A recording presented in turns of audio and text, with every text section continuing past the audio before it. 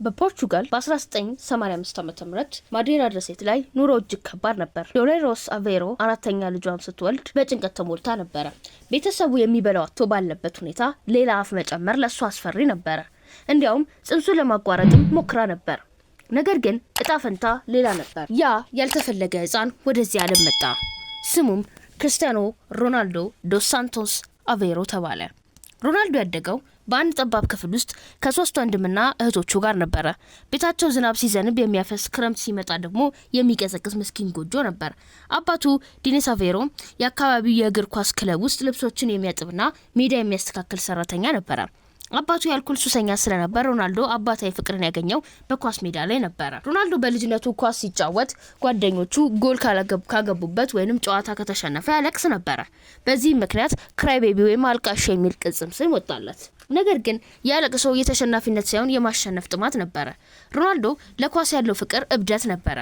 ትምህርት ቤት ሄዶ ትምህርቱን ከመከታተል ይልቅ በመስኮት በኩል ኳስ ሲጫወት ማየት ይቀናው ነበር። አንድ ቀን በትምህርት ቤት መምህሩ እግር ኳስ ምግብ አይሆንህም ብሎ ሲያሾፍበት ሮናልዶ በንዴት ወንበር ወርውሮበት ተባረረ። ያኔ ሮናልዶ አንድ ነገር ወሰነ። ዓለም ሁሉ የሚያውቀው ሰው ሆናለሁ። ሮናልዶ ገና በ12 ዓመቱ ተሰጥቶ በፖርቹጋል ታላቅ ክለብ ስፖርቲንግ ሊዝበን ተገኘ። ቤተሰቡን ጥሎ ወደ ሊዝበን መሄድ ነበረበት። በአውሮፕላን ማረፊያ እናቱን ተሰናብቶ ሲሄድ ሮናልዶ በህይወቱ ያን ያህል አልቅሶ አያውቅም ነበር። በሊዝበን ያለው ህይወቱ ገሃነም ሆነበት። የማዴራ ንግግሩ ከሌሎች ልጆች የተለየ ስለነበረ በየቀኑ ያሾፉበት ነበር። ሮናልዶ በብቸኝነት ተቀጠቀጠ። በየምሽቱ ትራሱን በእንባ ያርስ ነበር። በየቀኑ ወደ እናቱ እየደወለ መመለስ ፈልጋለሁ እያለ ይለምን ነበር። ነገር ግን በውስጡ ያለ ድምጽ ካልታገልክ ትጠፋለህ ይለው ነበር። ያ ብቸኝነት ሮናልዶን ወደ አንድ ቦታ ብቻ ገፋው፣ ወደ ጂምና ወደ ልምምድ ሜዳ። ሌሎቹ ልጆቹ ተኝተው ያለ እሱ ግን በምሽት ሾልኮ እየወጣ ልምምድ ያደርግ ነበር። የዲሲፕሊኑ ዘር በዚያ ጨለማ ሌሊት ተዘራ። በ15 ዓመቱ ሮናልዶን ሌላ ትልቅ አደጋ ገጠመው።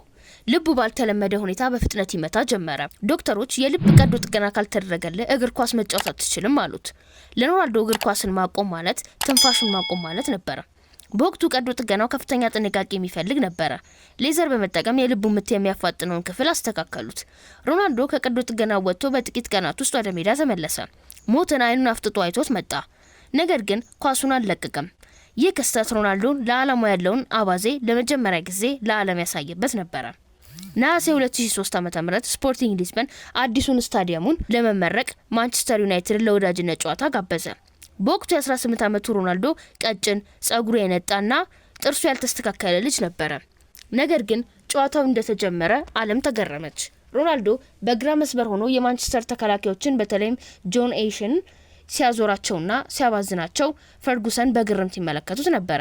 በእረፍት ሰዓት የማንቸስተር ተጫዋቾች ወደ አሰልጣኛቸው ሄደው ይህ ልጅ ማን ነው? በአስቸኳይ መፈረም አለብን አሉ። ሰር አሌክስ ፈርጉሰን በዚያው ምሽት ሮናልዶን አነጋገሩት። ሮናልዶ ወደ እንግሊዝ ለመሄድ አልተጠራጠረም። ነገር ግን ሲደርስ አንድ ትልቅ ሰርፕራይዝ ገጠመው። ሮናልዶ ቁጥር 28ን ፈልጎ ነበር፣ በሊዝበን የነበረው ቁጥር። ፈርጉሰን ግን አይደለም፣ አንተ ቁጥር 7ን ትለብሳለህ አሉት። ያ ቁጥር የጆርጅ ቤስት፣ የካንቶንና የዴቪድ ቤካም ነበር። ሸክሙ ከባድ ነበር። ነገር ግን ሮናልዶ ፈተናን ወዳለው አለ።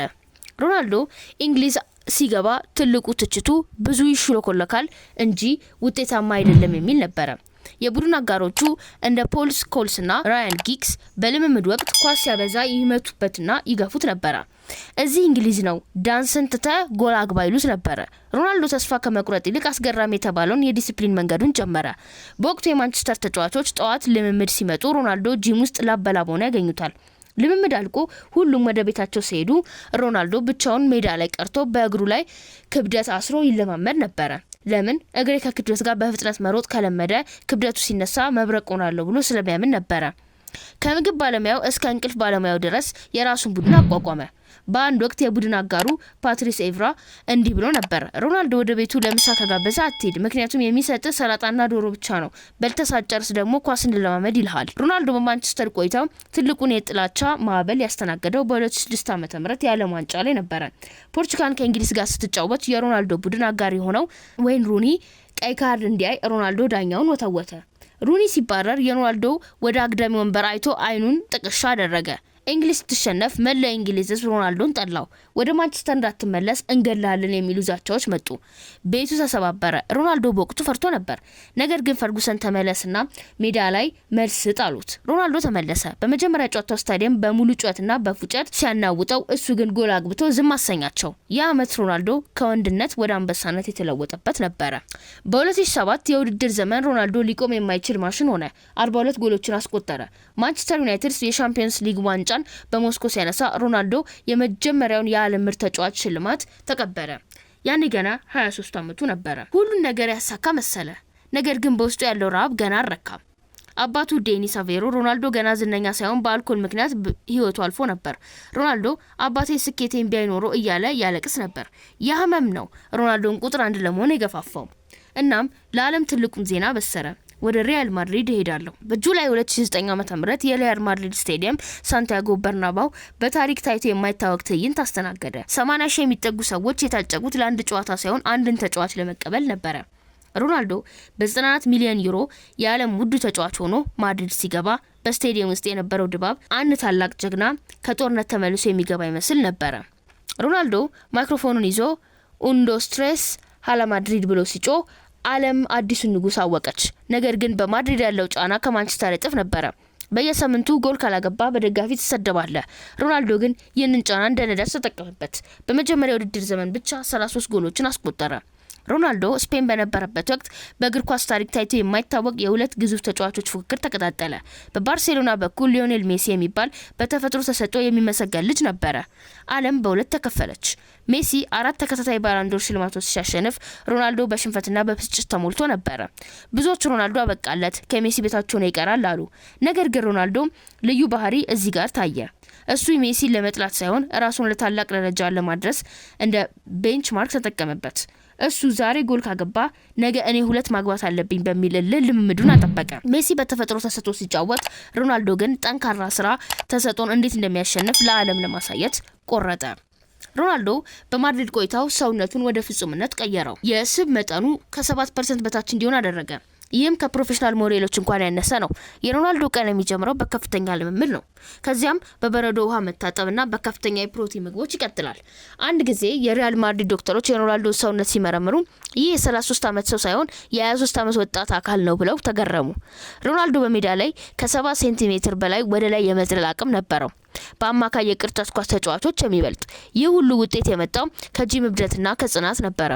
ሮናልዶ ትናንት ከነበርኩባት ዛሬ የተሻልኩ ካልሆንኩ ቀኑ በከንቱ አልፏል ብሎ ያምናል። ሮናልዶ ወደ ማድሪድ ሲመጣ ክለቡ 10ኛውን የአውሮፓ ሻምፒዮንስ ሊግ ዋንጫ ለመውሰድ ለ10 ዓመት ሲታገል ቆይቶ ነበረ። በ2014 ዓ.ም ሮናልዶ ማድሪድን ወደ ፍጻሜ መርቶ ያንን የተናፈቀ ዋንጫ አስገኘ። ከዚያም 2016፣ 17፣ 18 3 ተከታታይ ዋንጫዎችን በማንሳት ታሪክ ሰራ። በእነዚህ ዓመታት ውስጥ ሮናልዶ 4 ተጨማሪ የወርቅ ኳሶችን በማሸነፍ ከሜሲ ጋር እኩል ሆነ። ሮናልዶ በማድሪድ ቆይታው 438 ጨዋታዎችን 450 ጎሎችን አስቆጠረ። ይህ ማለት በአማካይ በእያንዳንዱ ጨዋታ ከአንድ ጎል በላይ ያስቆጥር ነበር።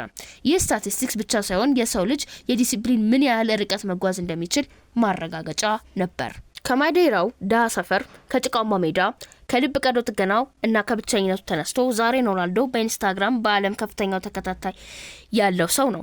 የእሱ ስኬት በእድል አልመጣም። አባቱ በአልኮል ያጣው ልጅ ዛሬ በሚሊዮኖች ለሚቆጠሩ ወጣቶች ጤናማ ህይወትና ጠንካራ ስራ ውጤት አለው የሚል ሕያው ምስክር ነው። የሮናልዶ ታሪክ የሚነግረን የትም ብትወለድ ምንም ይኖረ በራስ ላይ ፍጹም ቁጥጥር ካለህና ለዓላማ የምትከፍለውን መስዋዕትነት በዲሲፕሊን ካከናወንክ የማይቻል ነገር የለም። ክርስቲያኖ ሮናልዶ ደግሞ በድርጊትና በጽናት የሰው ልጅን አቅም ገደብ የሌለው መሆኑን በእርግጥ አሳይቷል።